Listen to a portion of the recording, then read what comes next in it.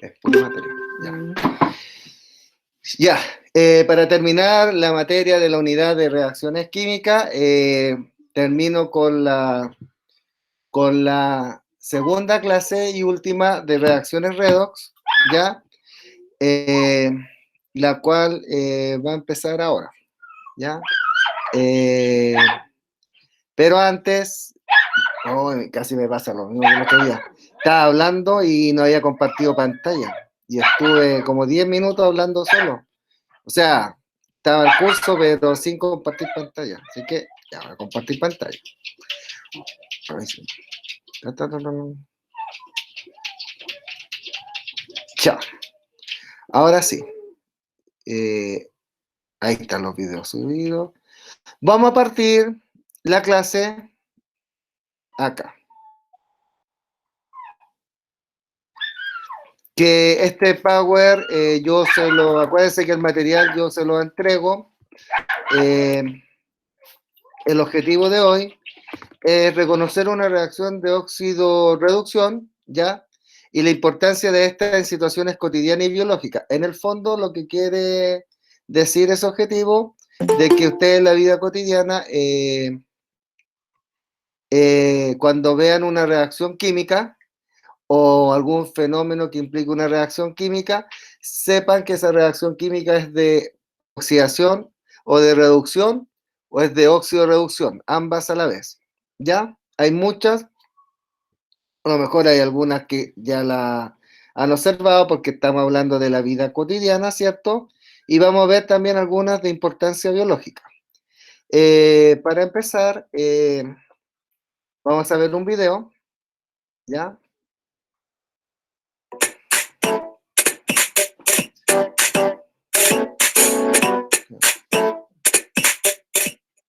¿Sabías que la famosa Torre Eiffel está hecha de hierro y que con el tiempo esta se está oxidando? Bueno, esto es debido a que está expuesta al medio ambiente, en donde tenemos oxígeno.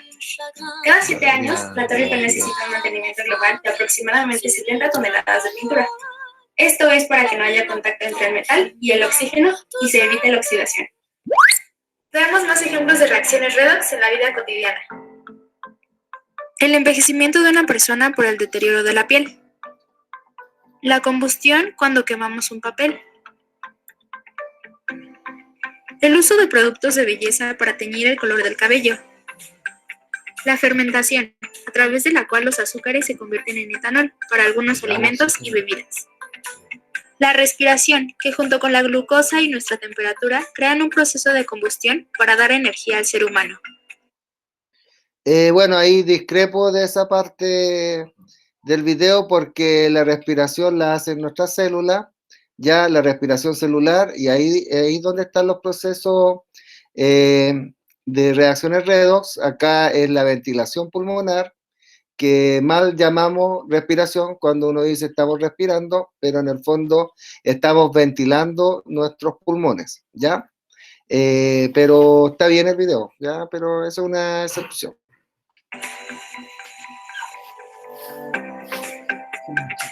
La fotosíntesis, creada por las plantas. Una silla de un jardín cuando estuvo expuesta a muchas lluvias, posiblemente al terminar, está oxidada. La oxidación de la glucosa, producida por la glucólisis, con la finalidad de obtener energía para las células. La corrosión es un ejemplo de reacciones redox en la vida cotidiana. Además, es un proceso químico en el cual un metal se oxida y se deteriora. Esto pasa por la interacción entre un metal y una amplia variedad de gases, sales, ácidos y agentes atmosféricos como lo son el oxígeno y la humedad, en este caso el agua.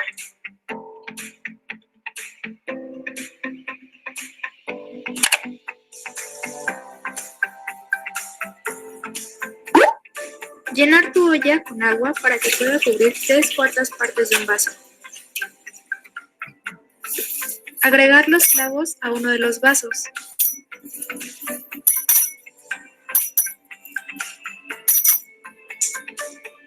Tomar la tintura de yodo y echarla en el vaso hasta cubrir a todos los clavos. Poner a hervir la olla que llenaste con agua y colocar el vaso dentro de la misma. Dejar calentar aproximadamente 15 minutos. Antes de que el agua hierva, apaga la estufa. Con ayuda de un trapo, sacar el vaso de la olla. Separa la tintura de yodo de los clavos y observa el tono del color del yodo. Los clavos han quedado oxidados porque el yodo tiene las propiedades de oxidar algunos metales. Mira la diferencia entre estos clavos que no han sido oxidados.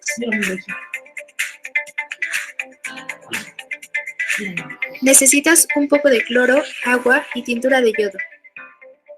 Agrega al vaso con agua la tintura de yodo que te haya sobrado en el anterior experimento. Con ayuda de una cuchara puedes revolverlo.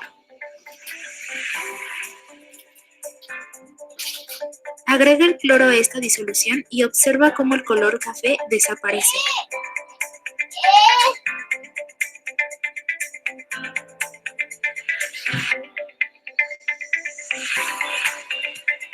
El blanqueador o cloro contiene hipoclorito de sodio que funciona oxidando los electrones de la mancha, o en este caso del yodo, por lo que ya no habrán electrones de manchas que absorban energía de color, rebotando las ondas y mostrando la prenda blanca a nuestros ojos.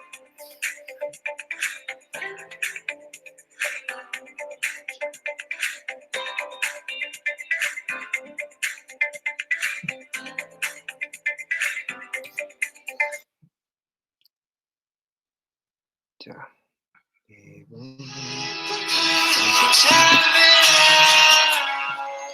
Ya, una vez visto el... Ay, de verdad que tengo... No hay gente que está... Ya. Bueno, una vez visto el video, espero que se haya escuchado, vamos a ver el tema, ¿cierto? Los fenómenos cotidianos de oxidación, ¿ya? Por ejemplo, ahí está la oxidación, cuando ustedes parten una...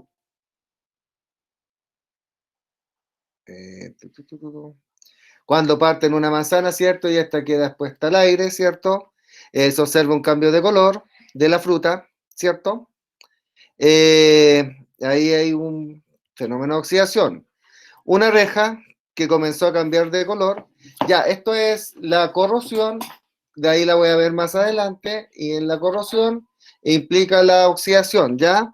Y la corrosión del hierro es la más seria porque el hierro se ocupa mucho y cotidianamente es el metal que más se encuentra en los hogares. Por ejemplo, las rejas son de hierro, ¿cierto? Y cuando empieza a cambiar de color y de textura es porque hay implícita ahí una oxidación, ya es el óxido, el de color café rojizo que se empieza a depositar, que es la reacción del hierro con el oxígeno del aire, ¿ya? Y se empieza a depositar. El consumo de un cigarrillo, ¿ya? Hay reacciones de oxidación, combustión, ¿cierto? Uf, cigarrillo, gracias a Dios no fumo. Muy perjudicial para la salud. Si fuese puro tabaco, veo a lo mejor no habría tanto problema, pero tiene muchos compuestos químicos, lo que lo hace muy perjudicial para las personas que fuman y para las personas que estamos al lado de los fumadores, porque aparte de los que fuman, se incorporan todo para adentro, cuando los exhalan también perjudican a las personas que no fuman. Una fogata es un ejemplo de combustión. Ya la combustión es una reacción de oxidación de los combustibles. Los combustibles son aquellos que tienen el elemento carbono, ya, e hidrógeno, que son compuestos orgánicos más sencillos, ya, los más sencillos que existen. Y algunos combustibles también tienen oxígeno, ya que el carbono tiene la capacidad de unirse a varios átomos, como el oxígeno, también nitrógeno, y como cuando vieron el tema de la lluvia ácida, en la combustión de la benzina, ¿cierto? Que es un combustible, o del petróleo diésel, se emitían por los tubos de escape óxidos de nitrógeno que van en los combustibles, ¿cierto? Y de azufre, ¿cierto? Y cuando reaccionaban con el vapor de agua, ¿cierto? Las nubes formaban los ácidos y después precipitaban como ácido, formando la lluvia ácida, ¿cierto? Acá la leña es el combustible. Salió en el video, ¿cierto? Y no sé si ocuparon la misma imagen, ya el envejecimiento de una persona, ya se ve con el deterioro en la piel, ahí podemos ver claramente antes y después, ya cómo son los cambios que suceden en la piel. Bueno, la combustión de un combustible como el gas licuado, ya cuando ustedes encienden la cocina, ¿cierto? Hay un quemador de la cocina.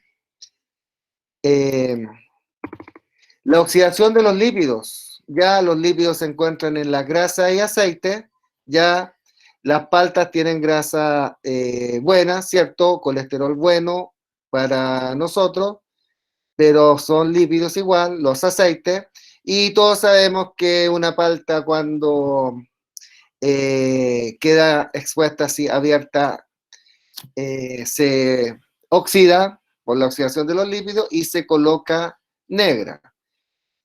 Se reduce el valor nutritivo del alimento, ¿cierto? Y le dan sabor y olores desagradables. No sé si alguien ha comido palta cuando está oxidada, así negra.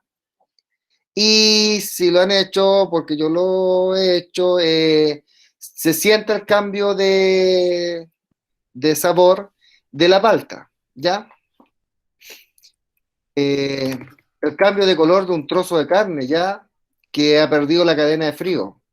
Por ejemplo, acá, como pueden ver, cuando la carne ya no tiene ese color rojizo, ¿ya?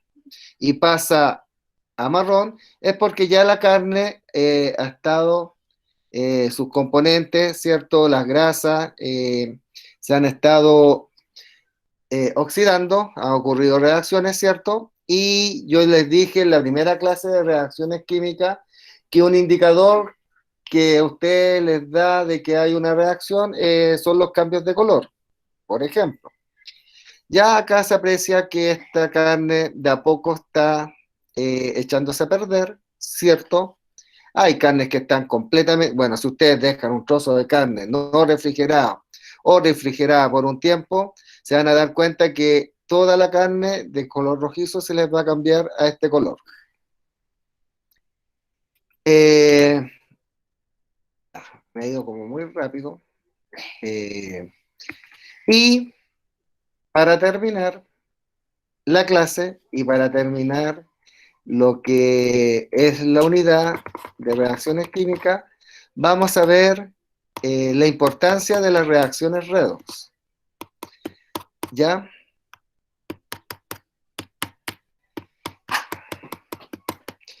Estas reacciones se manifiestan ampliamente, por si acaso, tienen muchas aplicaciones.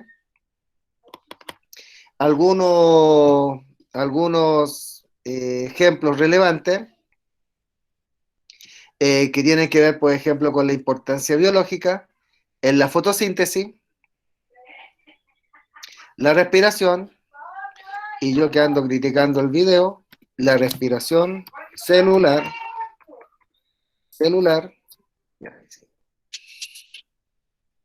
la respiración celular,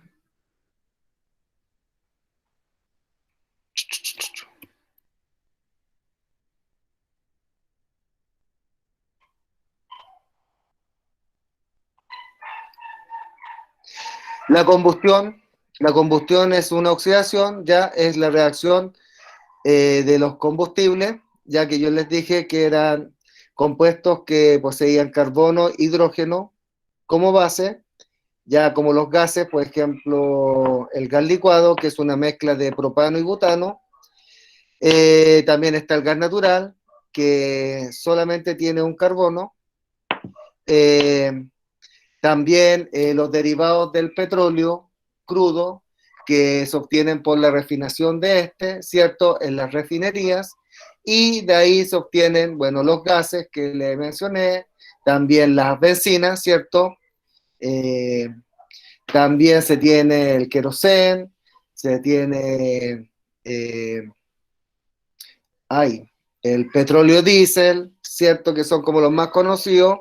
Y a medida que van aumentando el número de carbono, se van pasando de líquido hasta llegar a sólido, ¿ya? Como, como el alquitrán, ¿cierto? Que es eso negro que colocan en las calles, que es lo mismo que el cigarro les deja en los pulmones, ya parte de esos compuestos que tienen alquitrán, ¿cierto? Y por eso los pulmones se van colocando de un fumador negros, ¿ya? Y en fin. La corrosión, ya que habló la niña del video, ¿cierto? Que es la oxidación de los metales. Y, por ejemplo, almacenamiento de energía en baterías. Ya. Vamos a hablar un poco de la corrosión. Acá le escribí un poco de texto porque es importante y va a ser una reacción química de los metales donde van a estar estos expuestos a la acción de agentes atmosféricos como el oxígeno y la humedad ambiental, ¿ya? También, por ejemplo, si ustedes tienen una reja, ¿cierto?, de hierro, y ustedes tienen, no sé, plantas cerca de esa reja, uno va a regar y uno siempre las va a estar mojando con agua, ¿cierto?, cuando uno riega. Entonces las rejas son como las más expuestas a la corrosión. Por eso, no sé si ustedes han escuchado hablar del término cuando van a pintar una reja del anticorrosivo, ya que es una pintura, ¿cierto?, que va a prevenir la corrosión, ¿cierto? Pero con el tiempo igual se desgasta y después igual se termina oxidando la reja, pero una reja sin anticorrosivo, con anticorrosivo, lógicamente que les va a durar más tiempo. ¿Cierto? Es algo como obvio. Es una oxidación de los metales, ya, la corrosión. Y en el caso del hierro, ya se va formando una herrumbre, ¿cierto? Que es ese óxido que vimos, por ejemplo, en la reja que mostré hace un rato, ¿ya? Y es una consecuencia de una reacción redox, pero no deseada. Mejor que no hubiese existido esa reacción en el hierro porque deteriora ese metal. Todos vemos si tenemos una reja, ¿cierto?, de hierro y no está cuidada, no está mantenida, se empieza como a carcomer, ¿cierto? Y al final se va perdiendo el metal y después la reja queda inutilizable, ¿ya? Esto es un problema gravísimo en la industria que ha provocado daños millonarios. Bueno, acá vemos un barco completamente inservible, ya que está corroído entero, ¿cierto?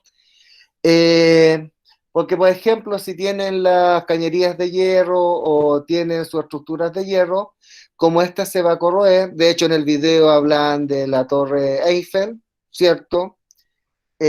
Van deteriorando la estructura y eso arroja pérdidas muy importantes en la industria, ¿ya? Entonces es un problema el tema de la corrosión del hierro. También está el desarrollo de nuevas baterías, ¿ya? Que se usan en los coches eléctricos, ¿ya? Todos sabemos que ahora se está ampliando el tema de los coches eléctricos con un tema para evitar la contaminación y así poder bajar en parte el efecto invernadero, ¿cierto? También la lluvia ácida, también. Es uno de los campos más importantes de la electroquímica, ¿ya? La electroquímica es una rama de la química, ¿cierto? Donde ocupan la electricidad, ya sea ocupan la electricidad como en la electrólisis, que la vamos a ver, o también que de reacciones químicas propias produzcan electricidad como lo hace una pila, ¿ya? Las pilas que uno ocupa, por ejemplo, para poner en un control remoto, ¿cierto? Para poder que éste encienda la tele, cambie los canales, etcétera.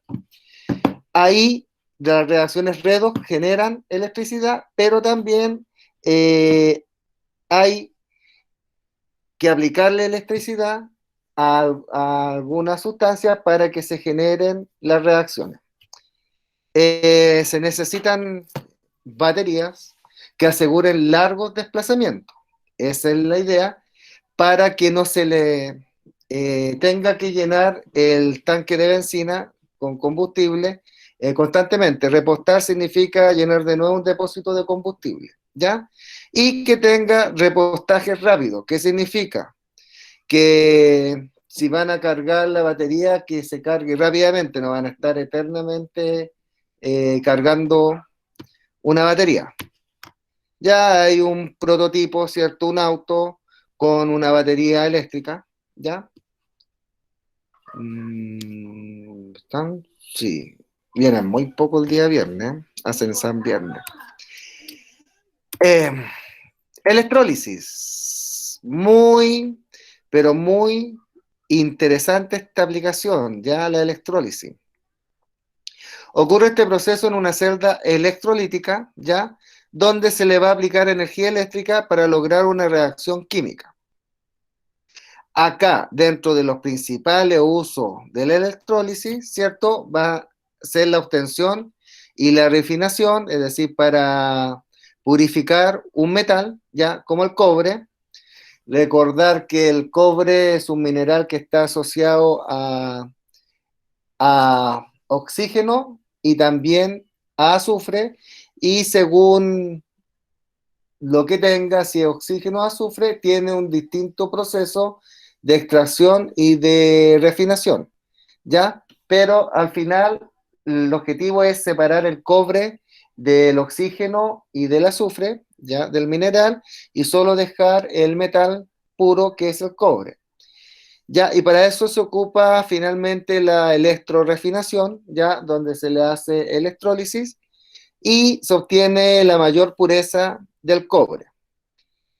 Eso es, por ejemplo, en la minería del cobre.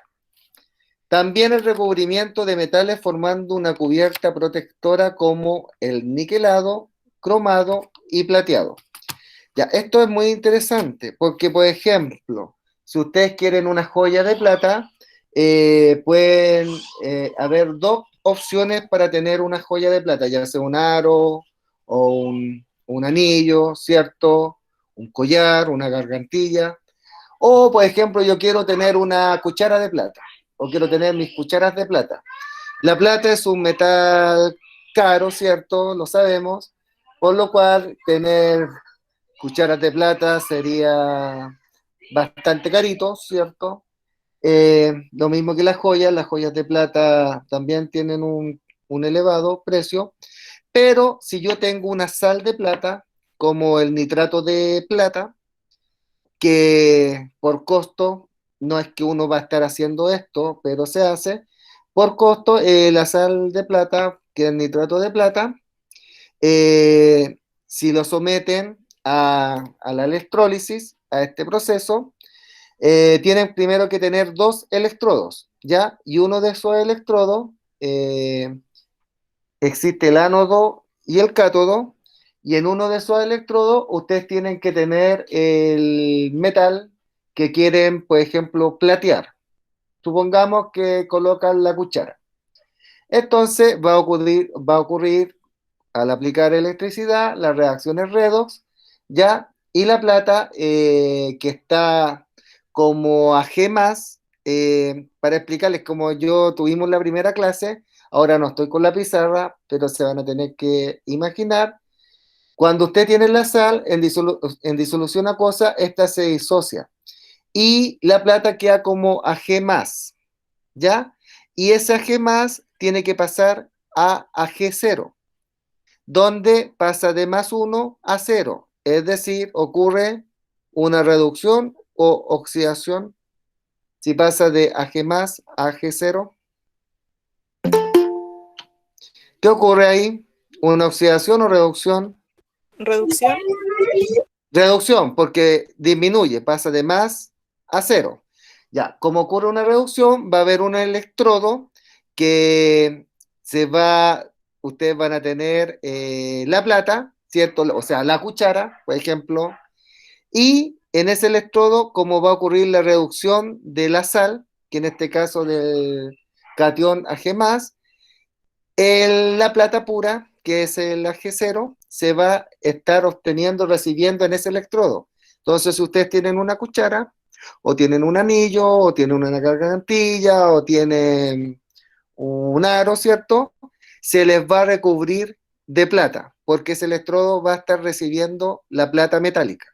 Y eso es el plateado, y así uno puede obtener una cuchara de plata, de forma económica y no que sea la cuchara hecha exclusivamente del metal plata, ¿ya?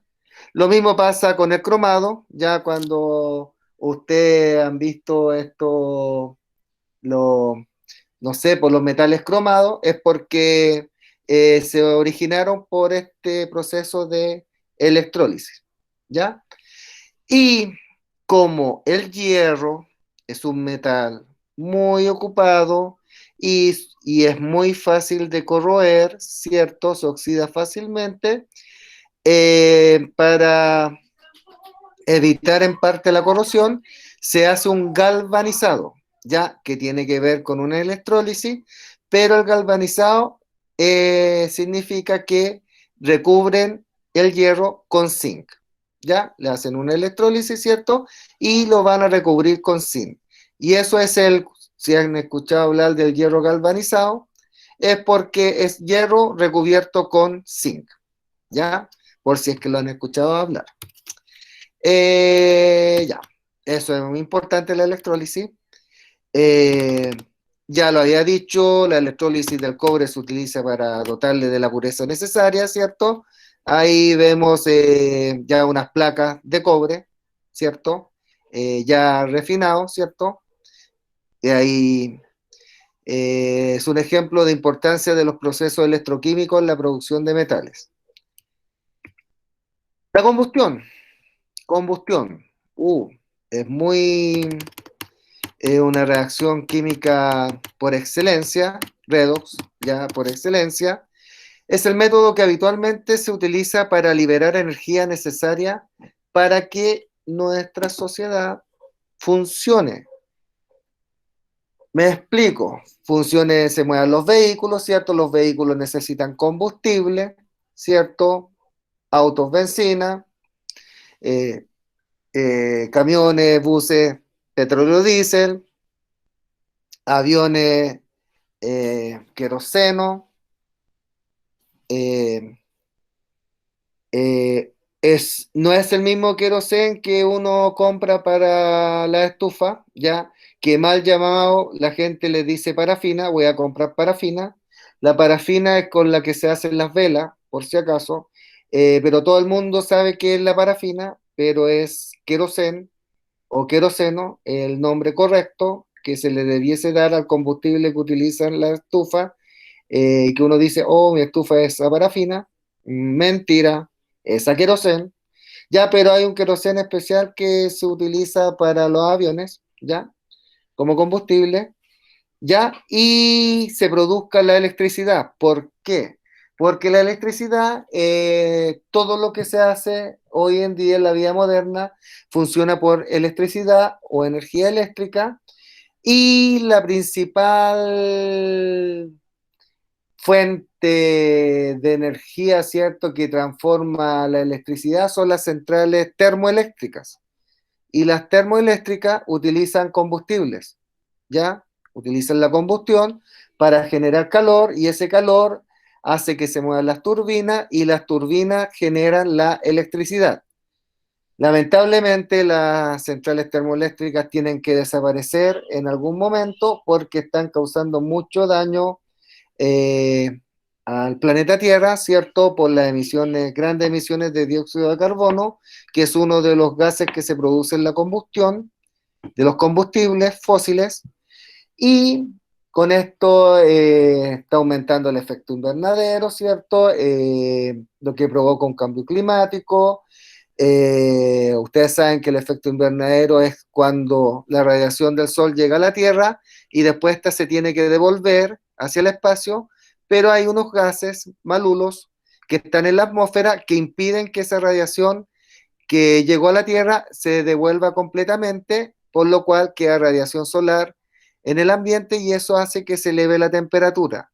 Cada 10 grados se eleva la temperatura en 1 grado Celsius, la temperatura superficial de nuestro planeta, que alguien dirá, pero es 1 grado Celsius y es cada 10 años. Oh, 1 grado Celsius que se eleve es muy terrorífico para nuestro planeta. De hecho, ya se está viendo consecuencias como los hielos de los glaciares, ¿cierto? Que son grandes reservas de agua dulce que tiene nuestro planeta, lo que va a conllevar a que aumente los niveles de agua de los océanos, de los mares, y eso conlleva que se inunden zonas costeras, ¿cierto? En fin, hay que evitar las emisiones de dióxido de carbono, por ende, lamentablemente hoy en día lo que más produce electricidad, que es muy necesaria, son las centrales termoeléctricas, pero de a poco se han ido implementando otro tipo de formas de energía que son renovables, como la energía cinética que proviene del viento, que se conoce como la energía eólica, ¿cierto? Y que se implementa en zonas donde hay mucho viento y se crean estos como remolinos, que son aerogeneradores, que funcionan con el mismo principio. El viento hace de que se muevan ciertos los molinos y se mueven las turbinas, y las turbinas con un generador producen electricidad. Generalmente, y voy muy rápido, creo que sí. Generalmente se utilizan para otorgar electricidad a zonas o a pueblos pequeños, ¿ya? También están las centrales hidroeléctricas, ya que es lo mismo, pero es con la energía cinética que lleva el agua cuando cae, cuando se almacena en una represa, ¿cierto? Y cuando se abren las compuertas, cae el agua y su energía cinética, ¿cierto? Cuando viene cayendo el agua, hace lo mismo, turbinas, ciertos generadores y electricidad. Bueno, la combustión entonces, la reacción redox por excelencia. Ahí tenemos el típico, un auto echándole benzina, ¿cierto? Y que ahí va a producir que la combustión, cuando se queme la benzina, ¿cierto? Hace de que el auto pueda moverse, ¿cierto? Un auto sin benzina, sin combustible, no va a poder moverse. Acá, en importancia biológica, súper importante acá, la fotosíntesis. Si no existiese la fotosíntesis, los vegetales no podrían existir porque por la fotosíntesis ellos fabrican su propio alimento, ¿ya? Ese alimento lo almacenan con un azúcar que es la glucosa, ¿ya? Y resulta que los otros seres vivos que no fabrican los alimentos, que son los animales, como los herbívoros, se alimentan de los vegetales. Y esa energía lumínica que captaron los vegetales para el proceso de fotosíntesis se, ¿cómo se llama? Se transforma y se almacena como energía química en las moléculas de glucosa. Y esa energía química que va en los alimentos es la que nosotros consumimos y no cuando llegan esa glucosa, ¿cierto? Los nutrientes de los alimentos, producto de la digestión, ¿cierto? Van por la sangre, llegan a la célula y la célula hace la respiración, que hay dos tipos de respiración celular, una aeróbica que necesita oxígeno y hay otras que son anaeróbicas que no necesitan oxígeno. Entonces, mirando este esquema de acá, vemos que para que ocurra la fotosíntesis, primero tiene que estar la energía lumínica, ya, el sol. La fotosíntesis es un proceso súper complejo. Acá se ven las ecuaciones generales, pero detrás de esta ecuación general hay todo un ciclo. Por ejemplo, cuando se fija el carbono, que es el ciclo de Calvin, que tiene muchas reacciones, ya es como bastante complejo. Lo mismo que en la respiración celular, está el ciclo de Krebs, que también es como el mismo cuento. Pero el tema es lo siguiente. Para la fotosíntesis se necesita el agua, ya que se supone que uno riega las plantas, ¿cierto? Para suministrarle el agua, pero cuando no, ellas la sacan de las aguas subterráneas, ya que la absorben las raíces.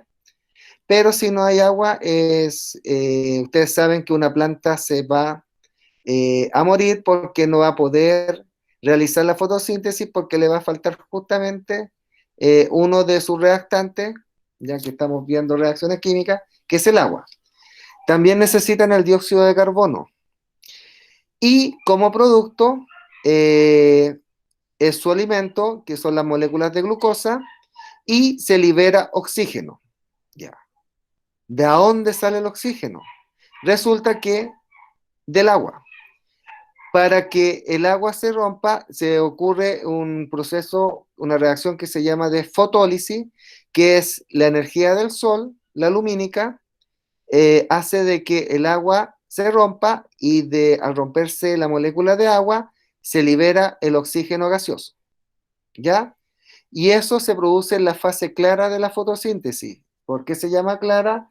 Porque necesita la luz del sol, la energía solar, para que ocurra la fotólisis del agua. Y por ende se produzca el oxígeno que se produce en la fotosíntesis. Después alguien se preguntará, si hay una fase clara, también hay una fase que se llama oscura. Esa fase oscura no es que tenga que hacerse en oscuridad, sino que se llama oscura porque esa fase se puede hacer con luz, ¿ya? O sin luz, ¿ya? Es decir, con sol o sin sol. Por ende, por eso se llama oscura. Y por ende, ahí se fija el carbono que viene de acá, del CO2. Cuando se fija el carbono, ya viene acá todo el tema del ciclo de Calvin, ya, que es un ciclo complejo, y con ese carbono más la parte de los hidrógenos que quedaron de la fotólisis del agua, acuérdense que se rompió la molécula de agua, se generó oxígeno gaseoso que está acá en este círculo azul, quedan los protones, ¿cierto? Los H más, ya, porque queda como H más, y eso en conjunto al carbono y más el oxígeno del CO2 forman la glucosa, que tiene 6 átomos de carbono, 12 de hidrógeno y 6 de oxígeno. Y este celeste que está el oxígeno que se libera, yo le expliqué que es por la fotólisis del agua. Y la respiración celular es el proceso opuesto a la fotosíntesis, es decir, la fotosíntesis necesita agua y CO2 y produce glucosa y oxígeno. En cambio, la respiración celular necesita la glucosa, que la obtenemos nosotros de los alimentos, y de ahí por la digestión, ¿cierto? Se traspasa la glucosa, llega a la célula por el aparato circulatorio, ¿cierto? Vía la sangre, que va de pies a cabeza, ¿cierto? Y lleva la célula, o sea, la glucosa hacia la célula. Ya acá hay un tema hay una hormona que regulan el tema de que la glucosa tiene que ingresar a la célula, ¿ya? Que es la insulina. Y el problema es que hay gente que tiene problema con la insulina que se genera en el páncreas y eso hace de que los niveles de glucosa en la sangre sean elevados y esa glucosa no está entrando a la célula, porque la insulina les dice, oye, entra a la célula, no andes por acá. Y como no está esa persona que le diga que no entre y que no se quede acá, esta anda suelta ahí por la sangre. Entonces ahí está la diabetes tipo 1, ¿ya? Y que ustedes saben que es una enfermedad crónica, ¿cierto? Y la diabetes tipo 2 es un tema de que comienza con la resistencia a la insulina, que ustedes producen insulina, pero la insulina como que no está haciendo bien la pega, ¿ya? Entonces el páncreas secreta mucha insulina, pero la insulina como que lo que tiene que hacer no lo hace bien. Entonces igual hay niveles de glucosa acá elevados. ¿Qué pasa con la respiración celular? También necesita oxígeno, que nosotros los tenemos de la ventilación pulmonar, que mal llamada la respiración, como vimos ahí en el video, ¿cierto? Que ahí están explicando el proceso de ventilación pulmonar, pero el tema es con la respiración celular y el oxígeno es súper vital.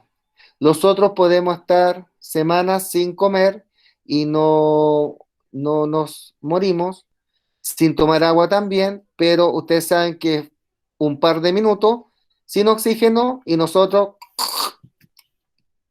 dejamos de existir, ¿ya? Muy importante el oxígeno y se obtiene por la ventilación pulmonar, ¿cierto? Ya llega por todo el aparato respiratorio hasta que llega a los alveolos, que ya es lo último que se encuentra dentro de los pulmones, y ahí se produce el intercambio gaseoso, donde la célula deposita en la sangre el dióxido de carbono que se produce en la respiración celular, ¿ya? Que es tóxico y se tiene que eliminar del cuerpo y se elimina por la exhalación, ya, o expiración, cuando uno está en la ventilación pulmonar, también libera agua y como, uy, y como resultado de la respiración celular se obtiene la energía, ya la energía que era química de la glucosa, se transforma en energía cinética, que es la que permite que nosotros realicemos todo lo que hacemos en el diario vivir, caminar, hacer deporte, ¿cierto? Que cuando nosotros estamos durmiendo, si bien no estamos haciendo nada, supuestamente nuestro cuerpo nos deja de funcionar, todos nuestros órganos funcionan y eso es gracias a la energía, ¿cierto? Y por eso los deportistas, ya que son muy deportistas, es decir, profesionales o que hacen mucho deporte, consumen mucho carbohidrato, porque los carbohidratos son muy ricos en glucosa. Y como ellos necesitan harta energía para hacer deporte, las células tienen que realizar más respiración celular para transformar esa energía de la glucosa en energía cinética para hacer los deportes.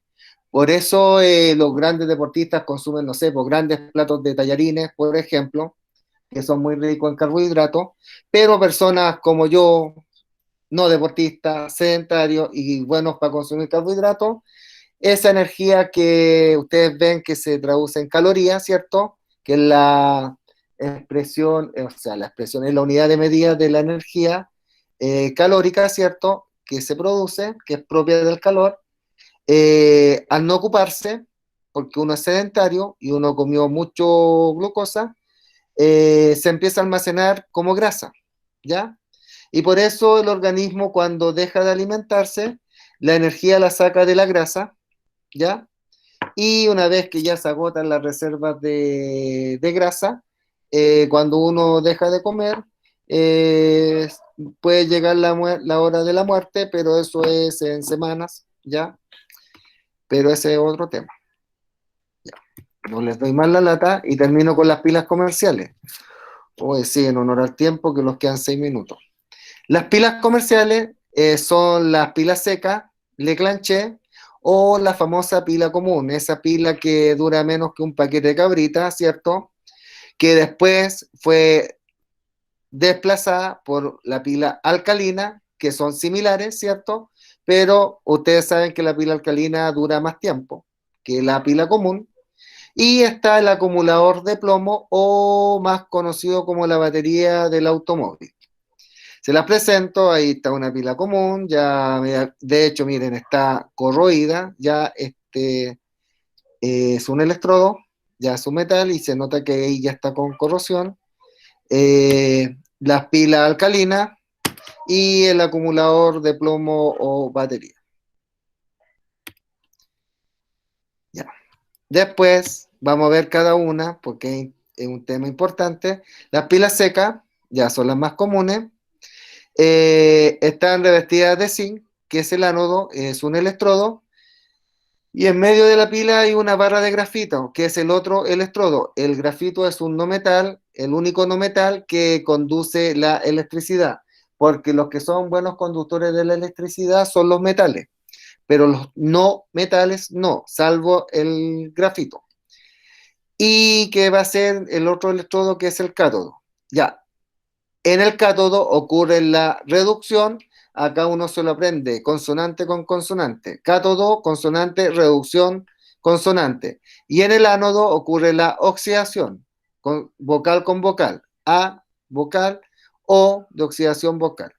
Ya, en contacto con una pasta húmeda, ¿cierto? Que se formada por este compuesto y este, que es el cloruro de amonio con el dióxido de manganeso de color negro y cloruro de zinc. Ya, acá empieza la reacción química, ¿cierto? Que es una reacción redox de óxido-reducción que suceden, acuérdense, simultáneamente. Yo no les coloqué las reacciones, ya, pero acá en un electrodo va a estar el revestimiento de zinc, ¿cierto? Que era el ánodo con la pasta formada por estos compuestos que le mencioné acá. Y por el otro electrodo también va a estar la pasta en contacto con el grafito. Y el tema es el siguiente. Acá está una pila común abierta. Primero, la barra de grafito es larga. Como producto de la reacción redox, se va a empezar a formar amoníaco, que es el NH3, que se produce de acá, del cloruro de amonio. Se empiezan a formar esos productos y empiezan a tapar este electrodo. Una vez que lo tapan, la pila deja de funcionar. Y los que somos más antiguos, ¿no es cierto? Uno cuando quería que la pila durara un poco más, generalmente uno las mordía, ¿cierto? Porque eran blandas. Y lo único que uno conseguía, sin saberlo a lo mejor, era de que al morderla remueve un poco lo que está cubriendo este electrodo y por eso la pila funciona un poco más, pero después vuelve a cubrirse y ya no hay caso cuando ya está todo cubierto el grafito, la pila ya está agotada, ya deja de funcionar. ¿Cómo se corrigió esto? Se corrigió de dos maneras, la duración de la pila. En las pilas alcalinas, ya en vez de ocupar el cloruro de amonio, ya se cambió por un electrolito que era un hidróxido, que es una base según la teoría de Arrhenius, ya, porque libera OH, y así la pila tiene un voltaje más constante y dura más que la pila común. Lo que tienen las pilas alcalinas que este electrodo es más corto, ¿ya? No es largo como este, y por ende, una, de que sea más corto, tarda mucho más tiempo en que los productos de la reacción lleguen a entrar en contacto con este electrodo, ¿ya? Y también van a agotarse porque también indirectamente se van a recubrir con productos de la reacción y al tapar todo el electrodo igual dejan de funcionar.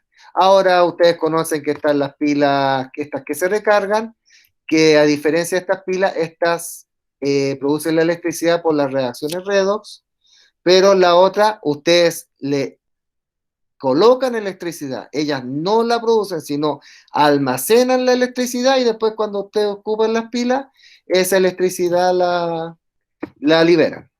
Y el acumulador de plomo ya tiene 6 pilas conectadas, cada pila son de 2 volts, por eso la batería tiene 12 volts.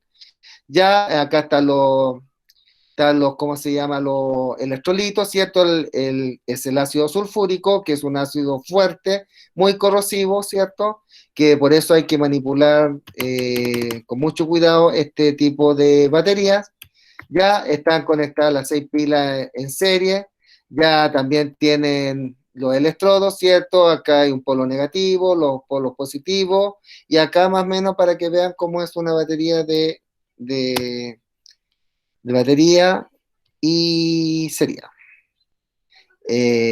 Dejo de compartir, voy a dejar de grabar también, y antes que se vayan,